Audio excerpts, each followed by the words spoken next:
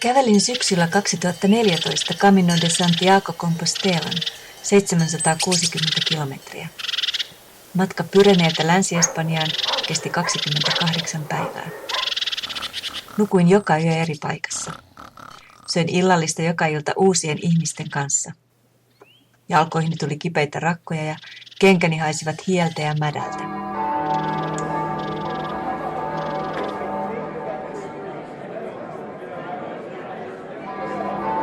Kun tulimme perille Santiago de Compostelaan, sanoin, että yksi kerta riittää. Once in lifetime kokemus. Ei enää kävelemistä.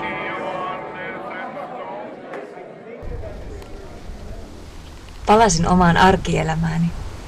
Herään aamulla omasta vuoteestani. Kävelen asemalle joka aamu samaa reittiä. Kuljen töihin samalla junalla joka aamu.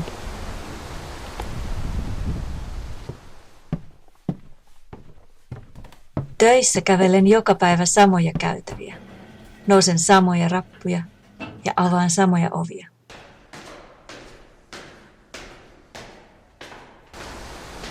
Töiden jälkeen kävelen kaupan kautta kotiin.